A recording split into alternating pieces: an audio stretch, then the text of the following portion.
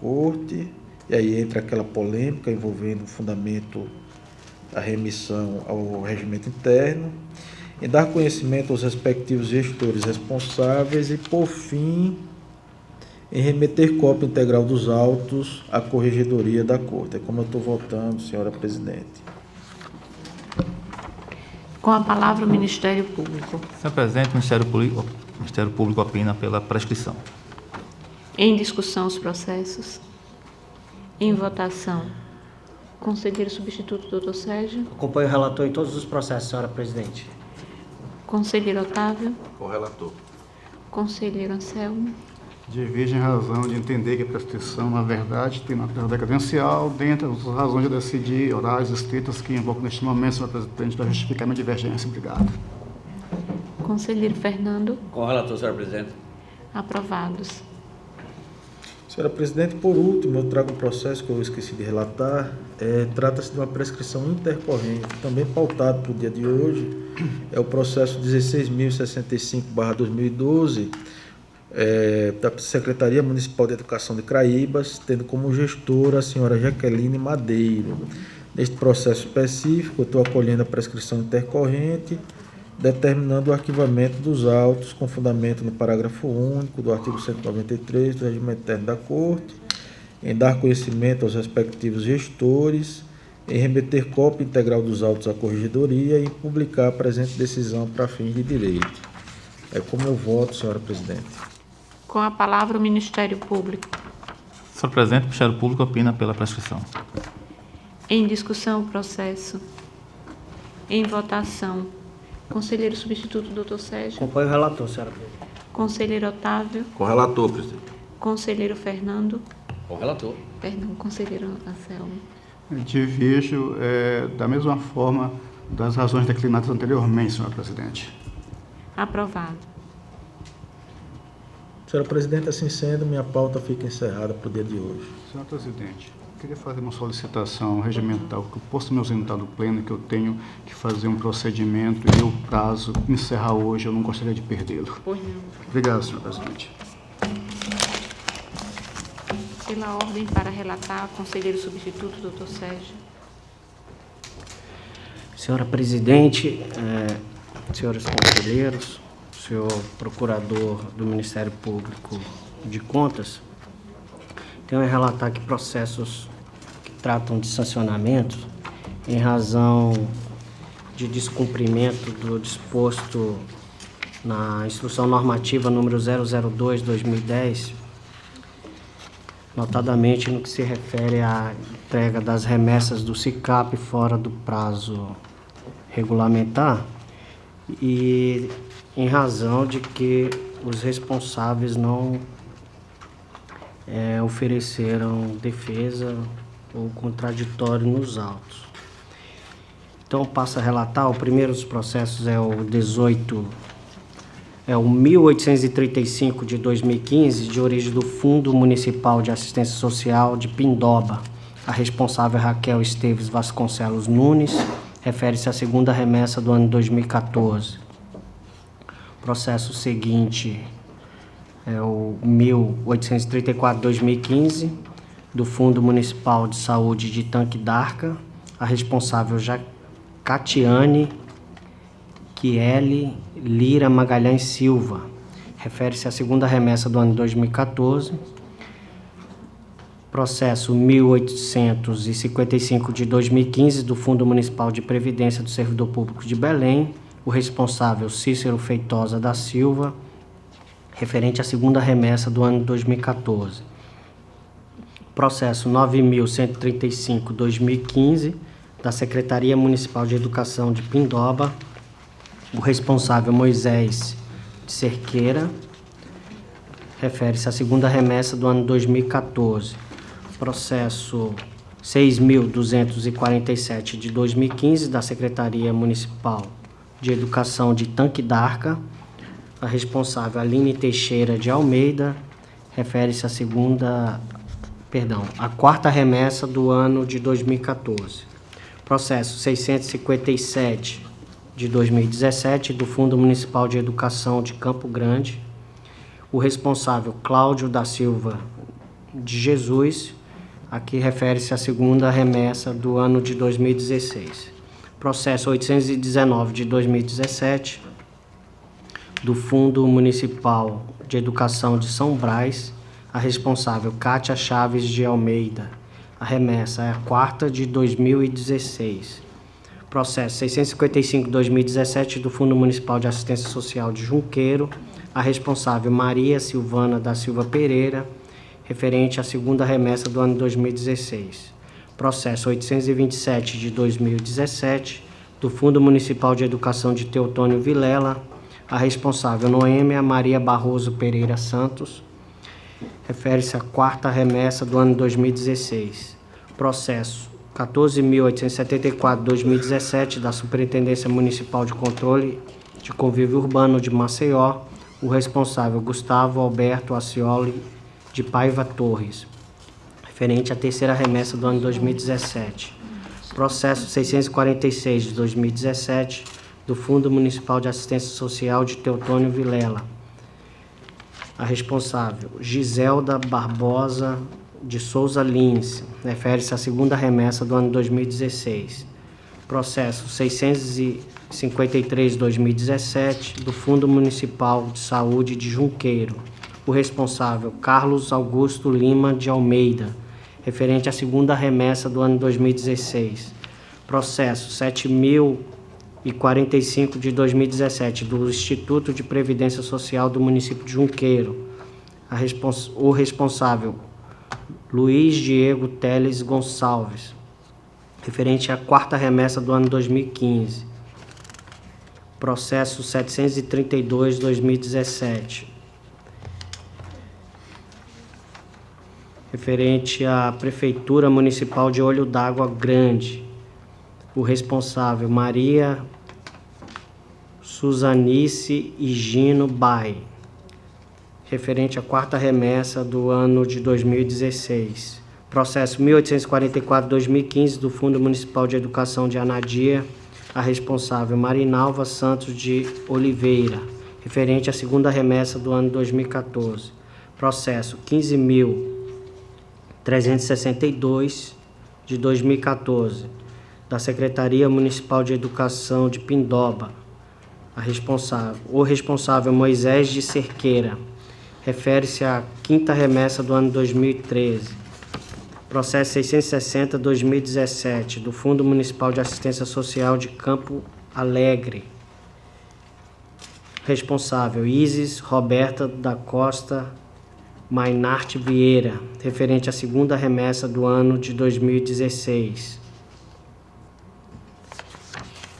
Processo seguinte é o 824-2017, do Fundo Municipal de São Brás. Responsável Cícera Cristina Costa Borges Silva, referente à quarta remessa do ano de 2016. Processo 860-2017, da Prefeitura Municipal de Campo Alegre. A responsável Pauline de Fátima Pereira Albuquerque, referente à segunda remessa do ano 2016. E por último, concluindo, processo número 784/2017 do Fundo Municipal de Saúde de Junqueiro, o responsável Carlos Augusto de Lima Almeida, referente à quarta remessa do ano de 2016. Como já havia registrado, o protocolo desta Corte de Contas certificou que não houve atuação de defesa e verificou-se no processo que foram instruídos com a documentação indispensável ao julgamento por parte dessa Corte de Contas. Ante o exposto, o voto que o Pleno deste Tribunal de Contas, no uso de suas atribuições constitucionais, legais e regimentais, decida por aplicar multa no valor de 100 UPFAUs aos responsáveis, com fundamento nos artigos 45 e 48, inciso 2º da Lei 5.604 de 1994, que é a nossa lei orgânica, em decorrência do não envio no prazo regulamentado das remessas do SICAP, descumprindo o prazo estabelecido no artigo 2º, parágrafo 1º da Instrução Normativa número 002/2010. Cientificar os gestores do inteiro e teor dessa decisão para proceder no prazo de 15 dias após o trânsito em julgado ao pagamento da multa que lhe foi imposta por este tribunal, a crédito do Funcontas, em consonância com o disposto no artigo 2º, inciso 4º da Lei 6.350 de 2003. Alertar de que o não pagamento da multa no prazo fixado implicará em comunicação à Procuradoria-Geral do Estado para posterior ajuizamento de competente ação de execução, conforme disposto no artigo 31, inciso 2º da Lei 5.604 de 94 e os artigos 157 e 205 do Regimento Interno desta Corte de Contas, e cientificar a direção do Funcontas para cumprimento das deliberações, de forma que não haja dúvida quanto à ciência do responsável em conformidade com o disposto no artigo 200, parágrafo 1º e 201, caput do Regimento Interno desta Corte de Contas. É como voto, senhora presidente, em todos os processos. Com a palavra o Ministério Público. Senhor presidente, o Ministério Público opina pela aplicação de multa em todos os processos relatados pelo conselheiro Sérgio Maciel. Em discussão os processos. Em votação, conselheiro Otávio, Com o relator. conselheiro Fernando, Acompanho o relator, senhor. conselheiro Rodrigo. Aprovados. Senhora presidente, passo agora a relatar o processo TCAL número 6.252/2018. Trata-se de representação com pedido de liminar formulada pela empresa Compalt Comércio e Serviços de Mecânica Pesada Limitada, por meio de seu representante legal, noticiando supostas irregularidades identificadas no pregão presencial número 002/2018, cujo objeto constituiu na locação de veículos para transporte escolar realizado pelo município de União dos Palmares. Aduz o representante que, em apertada síntese, que fora descredenciada da participação no certame pregão presencial número 002/2018, sem apresentação de justificativa e fundamentação legal por parte da administração. Lhe fora negado também o acesso aos autos para elaboração de recurso administrativo, em desacordo com o item 14.3 do edital, e que lhe fora cerceado o direito de defesa e contraditório na medida em que o fornecimento de cópia dos autos fora condicionado ao pagamento de taxa e ao prazo de 20 dias. É o que alega o representante. Pugna o representante também pela concessão de medida liminar, objetivando a suspensão do pregão 002/2018 e de todo e qualquer ato administrativo dele decorrente, com cominação de multa às clientes, no caso de descumprimento da decisão deste egrégio tribunal pleno.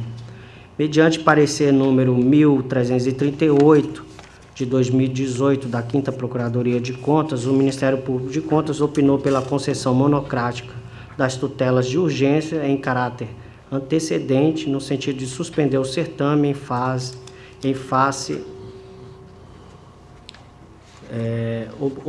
na fase em que se encontre, devendo o gestor abster-se de assinar o contrato dele decorrente, bem como facultar o acesso imediato aos autos do pregão presencial número 002/2018 à Sociedade Empresária Compalt, com previsão de multa combinatória diária em caso de descumprimento.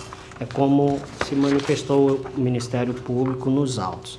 Integram ainda os autos a reprodução de e-mails trocados entre a empresa Compalt e a presidente da Comissão Permanente de Licitação, o resultado do credenciamento referente ao pregão presencial número 002/2018, a ata de sessão pública de julgamento das propostas, petições protocoladas junto à municipalidade, requisitando cópia integral do pregão número 002/2018 e mídia digital contendo áudio de gravação telefônica entre o representante e a pregoeira. Aqui eu faço o registro da competência, que todos já conhecem muito bem, e faço também adicionalmente que, no caso de tela, trata-se de representação fundada no parágrafo 1º do artigo 113 da Lei 8.666 de 93, que atribui competência a esta Corte de Contas para apurar as irregularidades suscitadas nos procedimentos licitatórios por ela regidos, embora se trate de pregão, tem uma lei específica, mas entendo que está amparado por essa disposição da Lei 8.666 de 93. Bem, aí eu passo aos fundamentos. Não vou me alargar muito, mas tem questões que não podem ficar de fora para até o juízo de Vossas Excelências. Então, eu peço vênia para relatar aqui em detalhes os fatos surgidos no processo. Bem, eu faço o primeiro registro que se encontram os pressupostos de admissibilidade da representação se encontram presentes, exceto no que diz a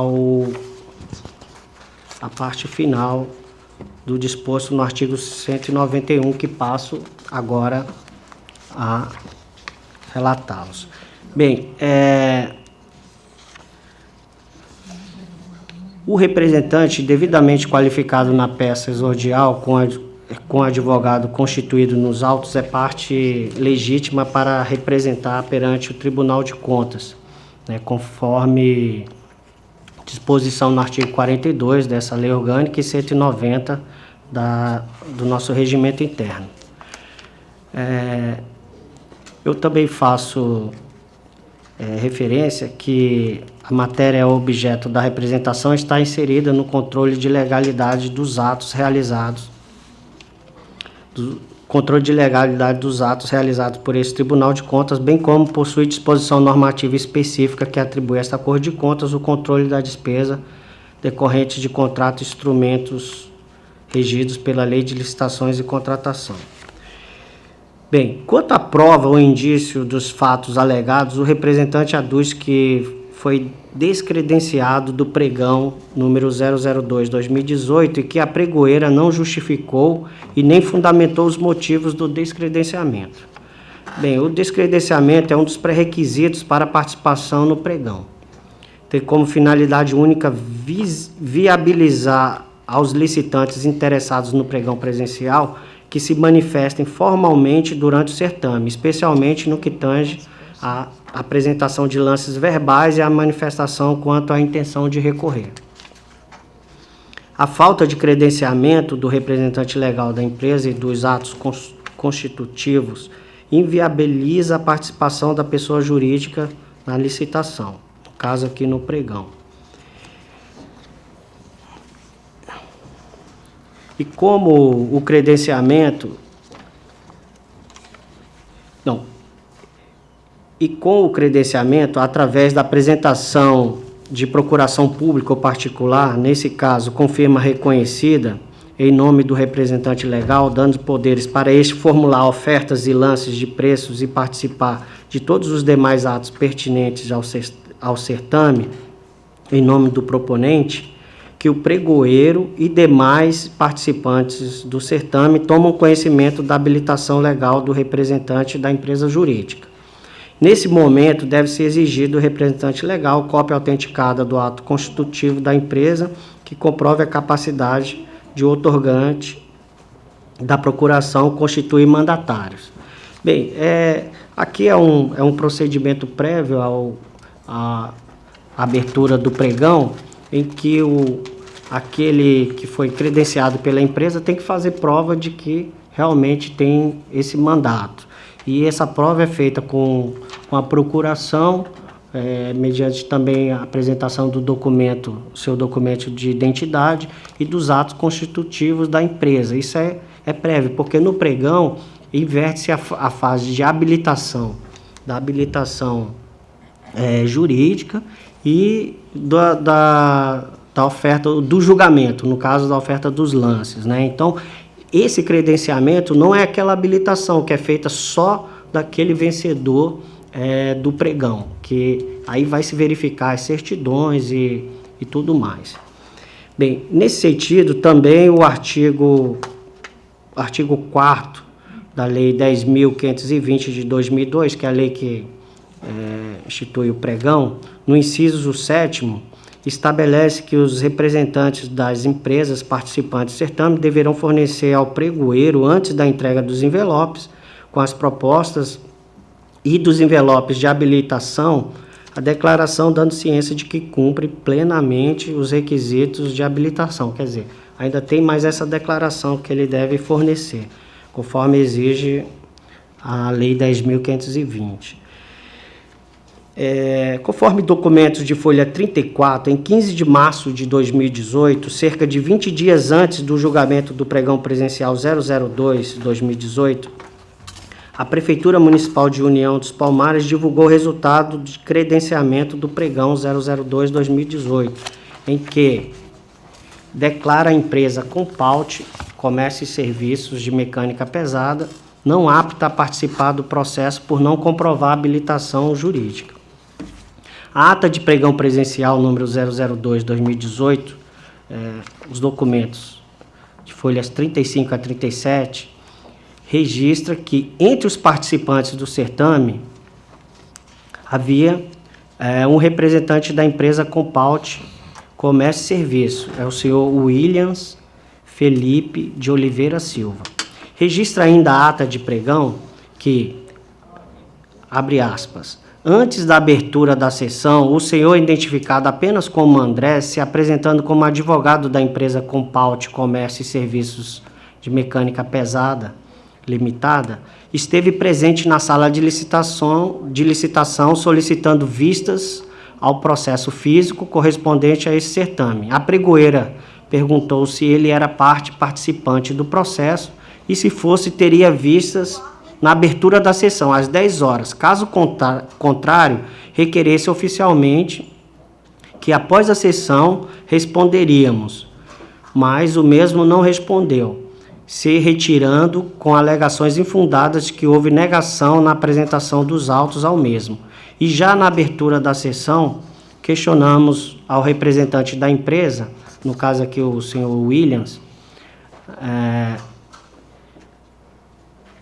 a ausência do seu advogado. Porém, o representante não soube responder. Sendo assim, demos prosseguimento normal ao certame. Isso aqui é o que tem registrado na ata do pregão presencial 002-2018. Numa análise breve dos fatos e documentos juntados aos autos, conforme requer o momento processual destes autos, não vislumbre violação às normas que regem o pregão presencial 002-2018 ou aos princípios que regem a licitação pública. Diferentemente do alegado pelo representante, a administração municipal motivou o descredenciamento da empresa Compaut, declarando expressamente e com antecedência de 20 dias que essa deixou de comprovar a habilitação jurídica exigida no edital de pregão presencial 002. No caso, habilitação para que ele se credenciasse para apresentar lances e também recorrer, se assim lhe interessasse.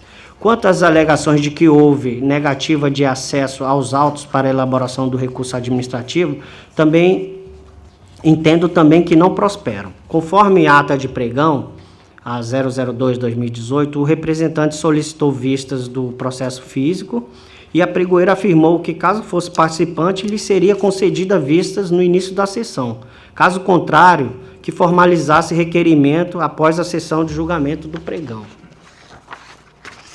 Ocorre que o representante, além de não ter apresentado procuração que demonstrasse a outorga de poderes para representar a empresa interessada, não participou da sessão de julgamento do pregão 002-2018, retirando-se sob a alegação de que houve a negação de vistas dos autos.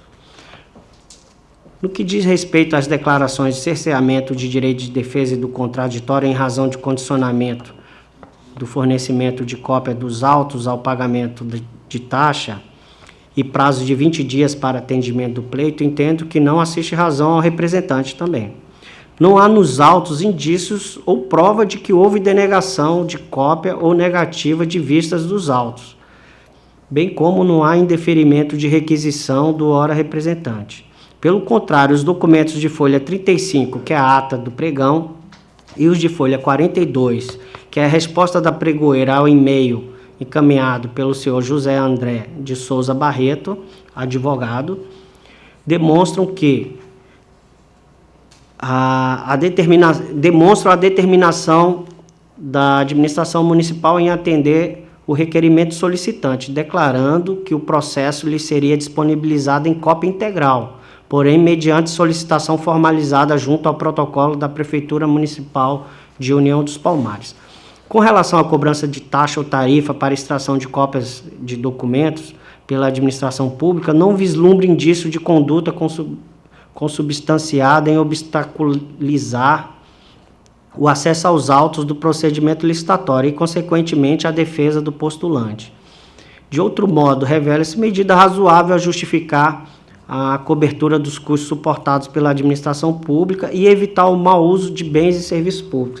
E aqui eu trago também aqui alguns julgados do TCU também nesse mesmo sentido, de que a cobrança de taxa para a disponibilização de editais de licitação ela é razoável, exceto quando excede o valor do seu custo. Assim, concluindo, assim, diante da improcedência dos fatos alegados pelo representante, a presente representação não deve prosperar. Registra-se, enfim, que deixo de apreciar o pedido de liminar intentado pelo requerente, no sentido de suspender o pregão presencial 002 e todos os atos administrativos dele decorrentes, em virtude de improcedência das alegações.